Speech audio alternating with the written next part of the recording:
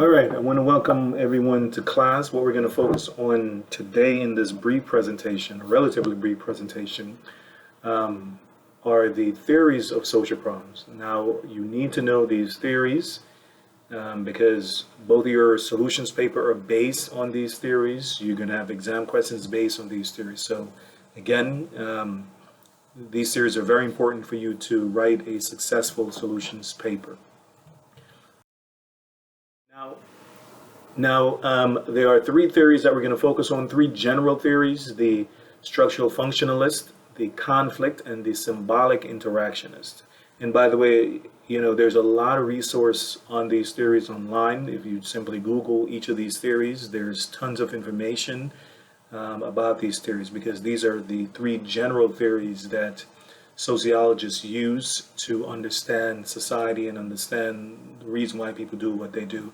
And they also use these theories to find solutions. And this is one of the things that we're going to focus on in this class: finding solutions.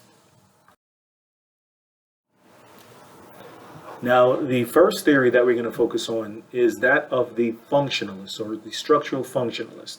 Now, functionalism is what it says here, a macro theory, and it's based on the idea that society is composed of a variety of different institutions. And each of these institutions serve specific purposes or functions for the larger society. Now, you're going to hear me refer a lot to institutions throughout this class. And if you read the text, you're going to see a lot of references to institutions. Now, every society, every country is made up of, several institutions.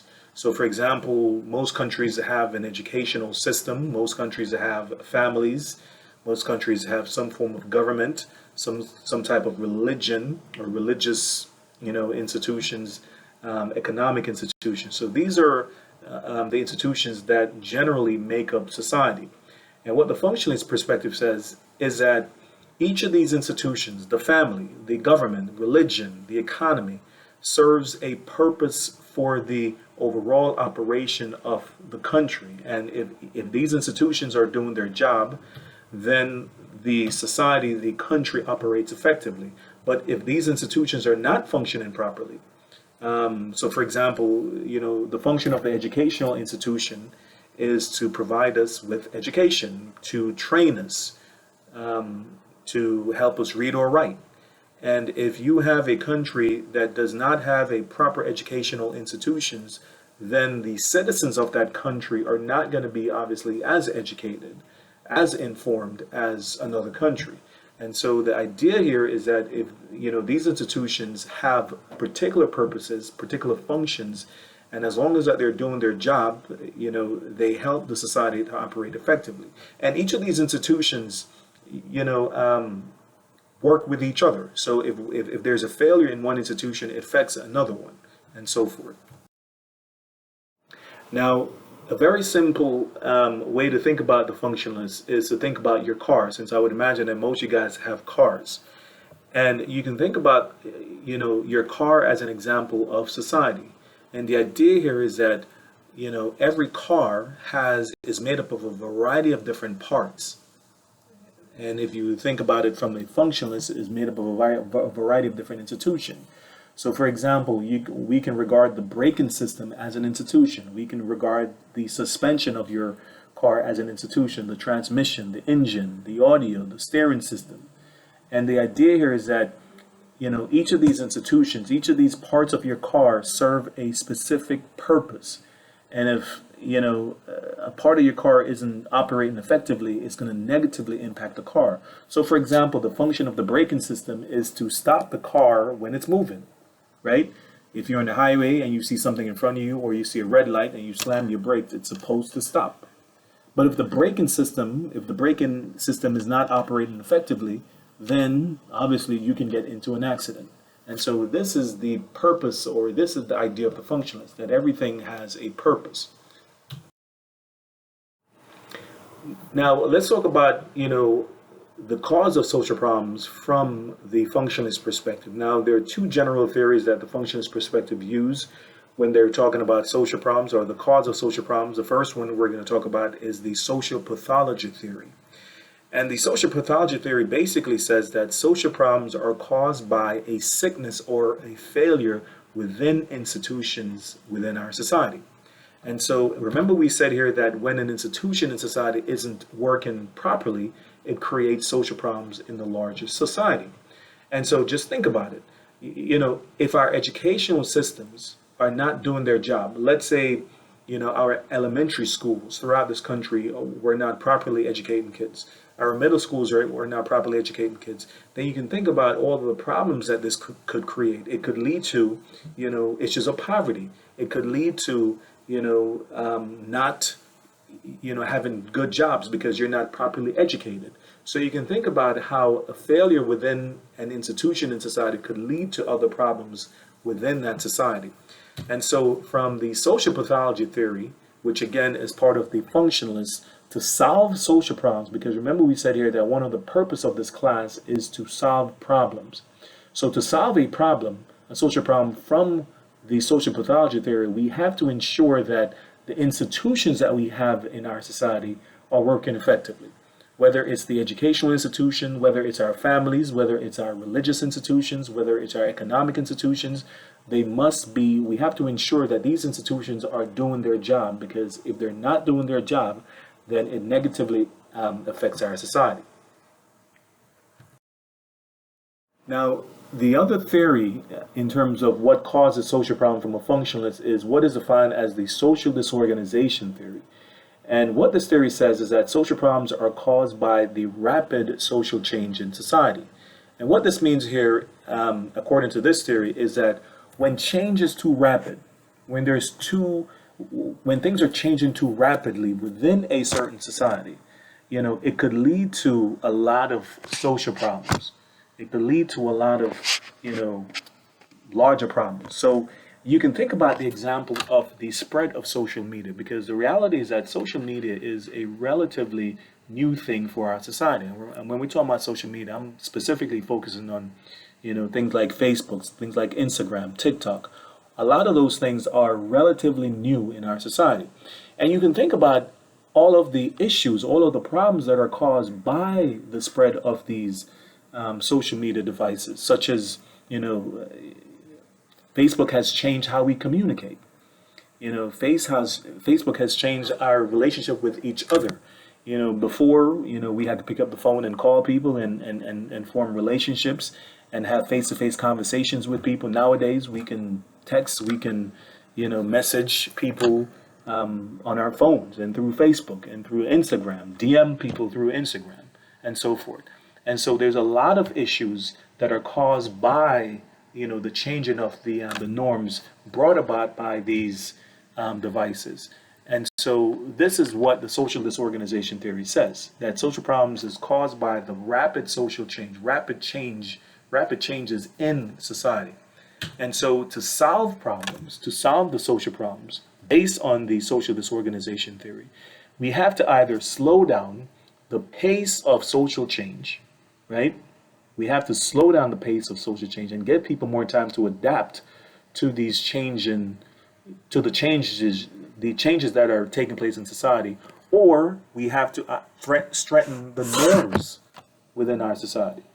Now, if you use the example of social media, one of the things that a social disorganization theory would say, or theorists would say, is that in order to solve some of the problems that the spread of social media is causing, we have to slow down basically the spread of social media. We have to educate people about social media. We have to inform people, whether it's our kids or our families, about the impact of social media, so that people have time to adapt to these changes that are brought about by social media. So it's either that, or we have to strengthen the norms. So for example, if social media is affecting our communication, the way we communicate, we have to strengthen the way we communicate. We have to, teach people to communicate better, and so forth and so on. And so the solution is either, again, to slow down the pace of social change or strengthen the norms. Or, you can make an argument for both. We can slow down the pace and as well as strengthen the social norms that we have in our society. All right, now the next theory that we're going to focus on is the conflict theory. And the conflict theory originates from Karl Marx, and the fundamental problem or the fundamental issue that the conflict theory focuses on is economic inequality. And what the conflict theory basically says is that the fundamental problem in our society is that the resources between the haves and have-nots are divided unequally. And this is why we have issues of poverty. This is why we have issues of, racism, issues of sexism, because one group has access to a lot of resources and the other group does not. And this is the fundamental cause of social problems within our society, the unequal distribution of resources between the haves versus that of the have-nots. Now, for the conflict theory, there are two two causes of social problems from the conflict theory. The first one is the Marxist conflict theory, and the second one is the non-Marxist conflict theory. Now, I'm not going to focus on the non-Marxist conflict theory in this presentation. Obviously, you are so responsible for that, so you can obviously read the textbook and get that. But I'll just focus on the first one, the Marxist theory. And from the Marxist conflict theory, they argue that social problems is caused by the unequal distribution of resources between the haves, the rich versus the poor. And the poor people don't have a lot of resources, so they struggle to make ends meet.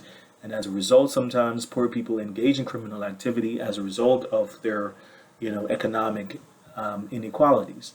And so a solution from the Marxist conflict theory is to eliminate the social inequality and to create a more equal society.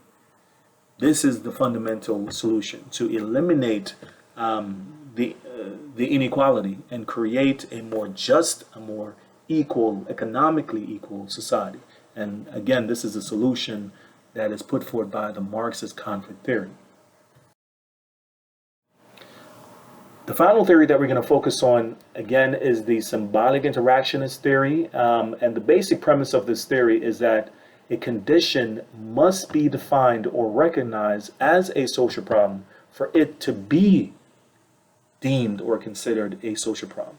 Now, there are three theories to the Symbolic Interactionist perspective in terms of, the cause of social problems. Bloomberg's stages of social problems, social constructionism, and labeling theory. Now, again, I'm not going to focus on all three for this presentation because it would be too long. I'm just going to focus on one of them, which is the labeling theory. But again, you are so responsible to covering and knowing each of these theories.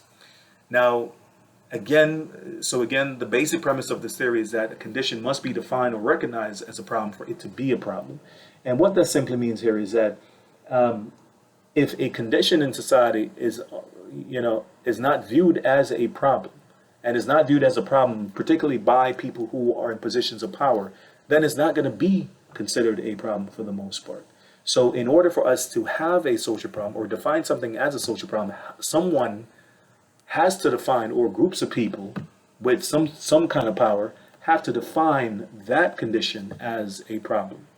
Now, let's get into like I said before, this is the only one I'm going to focus on. You are responsible for the other ones. Now, the labeling theory is the argument that a social condition or a group is viewed as a problem if it is labeled as such. And I'm going to use the example of people who smoke weed versus people who smoke cigarettes. We know that, for example, in this country, we have a lot more people who smoke cigarettes than those who smoke weed.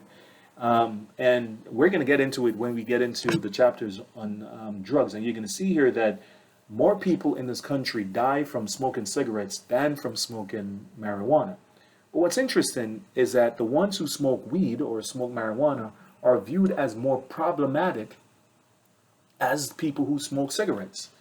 So in some segments of the population in this country, smoking marijuana is seen as a social problem versus people who smoke cigarettes. And one of the reasons for that is the power of labeling and the power that organizations such as the tobacco industry has to label certain things as right and certain things as wrong. And so this is what the labeling theory says, that a social condition is viewed as a problem if it is labeled as a problem and labeled by people who are in positions of power. And so from a labeling theory, to solve a social problem, one of the things that we have to do is we have to change the meaning and the definition that are associated with people and situation. So, you know, if we have a problem of people, let's say you define smoking marijuana as problematic. And what will happen is people who smoke weed are going to be defined as, and this is unfortunately a lot of times what we do in this country, we criminalize certain behaviors. And so from a labeling theory, they would argue that if you want to actually find proper solution or, long-lasting solution, we have to move away from criminalizing people.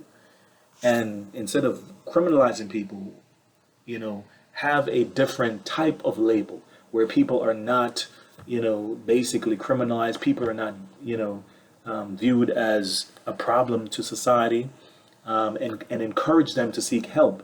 But if you criminalize them, you're going to push them away to the margins of society. And so we have to change, the way we view people, the way we view certain behaviors in order to have long-lasting solutions. And this is part of the labeling theory. Now, that is it for our theory, social problems, theories on social problems.